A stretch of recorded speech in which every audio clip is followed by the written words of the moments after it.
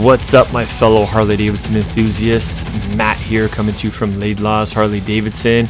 So we just received a couple of 2026 models, the Lowrider S and the Street Glide, in two of the new colors, the Aurora Blue Denim and the Purple Abyss. So I want to do a quick video to show you guys these two new colors for the 2026 model year. These two bikes did not receive any major mechanical updates, which is why we're already receiving them before the official 2026 model year launch. Both of these bikes received major updates in the last 2 years. Harley-Davidson did a major refresh on the Softails last year, which includes the Lowrider S. But I'm glad one of the first 26s we got is the Lowrider S, because the Lowrider S has become one of the most significant models in Harley-Davidson's history. It definitely launched the performance cruiser in the modern day era, following in the tradition of Willie G's FX Super Glide back in the 70s. Basically keeps that mantra of a big twin engine with a more sporty front end and has added a lot of things to that through the years. The FX, or factory experimental bikes, received a lot of upgrades and variations and things like that through the years of the Dyna line, and now that continues onto the Softail line. So this is the Aurora Blue Denim, like I mentioned, kind of a lighter blue denim color. A lot of people say it looks like the 115th anniversary bikes called Legendary Blue Denim. Those came out in 2018 model year. I personally think it's a little bit lighter shade than that, so I don't think it's exactly that color, but I do like the denim. You know, denim is one of those finishes that you either love or you hate. A lot of the baby boomer guys will say like, oh, it looks like primer. I totally disagree. I've owned two different bikes, two of my Street Glides. I had denim paint jobs on them, if you guys remember that, and I've absolutely loved the denim paint. It's not harder to take care of. I know a lot of people say that. It's a little bit more difficult to paint repair if you do get like a bad chip or something like that, but every day, like it not showing scratches and little hairline scrapes and stuff like that, the denim is actually better than the gloss.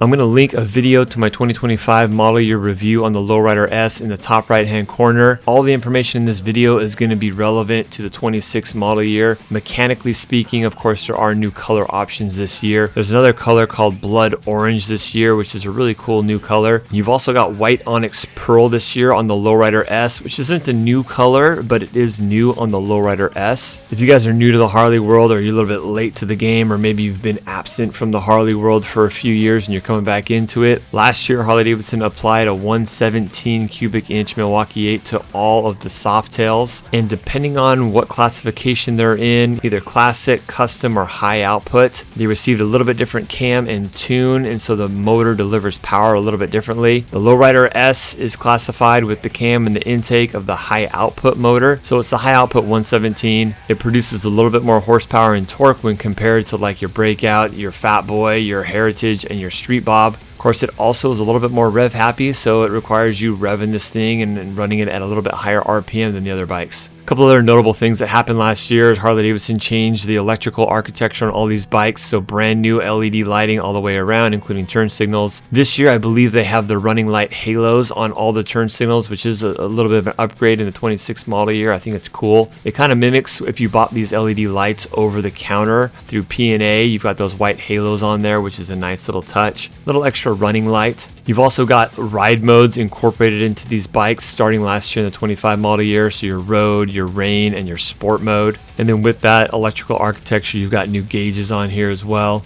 But the Lowrider S continues to hold its spot as the best mid-size performance cruiser in Harley-Davidson's lineup. Of course, its closely related brother, the Lowrider ST, is a little bit more touring focused, quite a bit more touring focused, I should say, with a larger fairing and saddlebags and everything. But if you're not into that extra equipment, that extra weight, you're not going to do on long trips, you don't want that big fairing on the front, then the Lowrider S is going to be your best bet to have Harley-Davidson's iconic big twin Milwaukee 8 engine and all the character and feel that comes with that, and have the best performance behind it.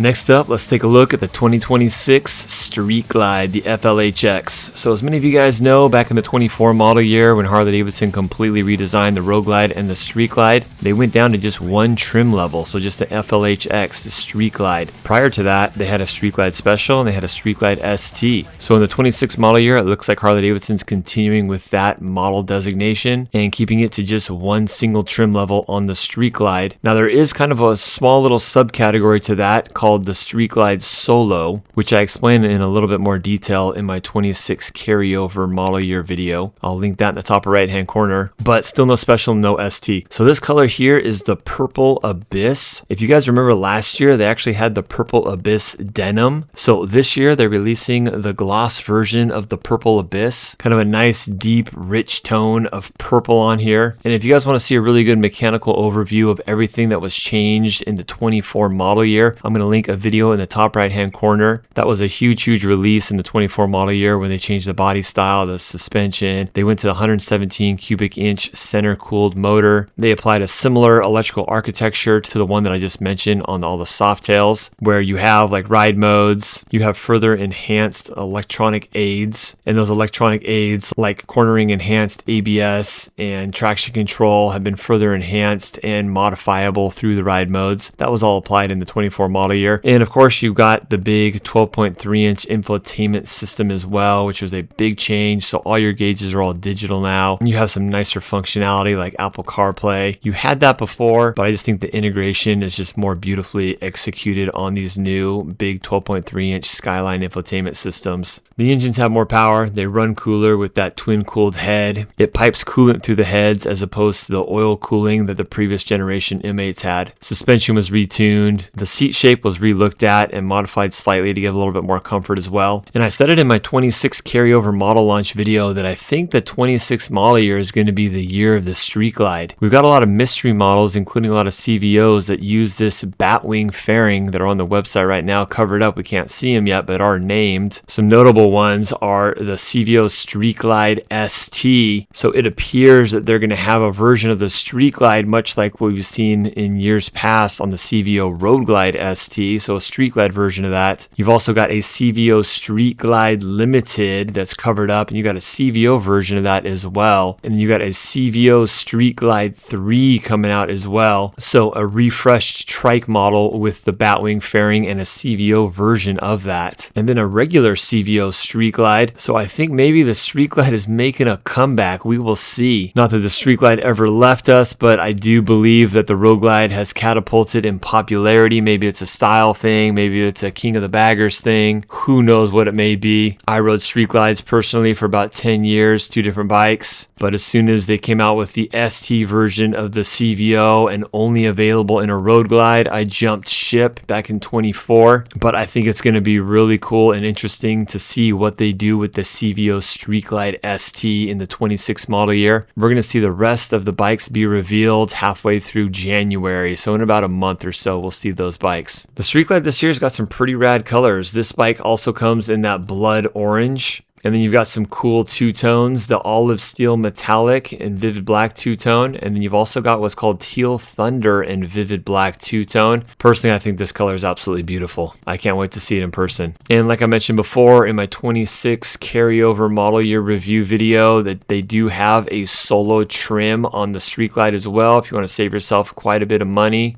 you can go with kind of the bare bones solo trim on this bike. The solo trim is $24,999, so $25,000 price tag. This bike shown here is $26,999, and then you pay $950 for the Purple Abyss. So you're just below $28,000 on this bike as shown here. Let me know what you guys think about these two new colors, the Aurora Blue Denim and the Purple Abyss. And let me know in the comment section as well, what bikes are you looking forward to most seeing in the 2026 model year release in January? Of the bikes that are named on the website currently but veiled, which of those bikes are you looking forward to seeing most? Even though I'm not quite a trike guy yet, I can't wait to see the new trike refresh. And honestly, I'm really looking forward to seeing the CVO Street Glide ST. And then they've also got a Pan America Limited named on there as well. So I'm really curious about that bike as well. Anyways, guys, I hope you're having a happy holiday season so far. For those of you who are buried in the snow right now, I'm sorry to hear. But those of us who are in warmer climates throughout the country, let's put some mileage on these bikes. Thanks a lot for watching, guys. We'll see you on the next one. I want to give a big shout out to my members, all my stage 1 and stage 2 supporters, Mickey on 2s and HD Zach. Thank you for your support.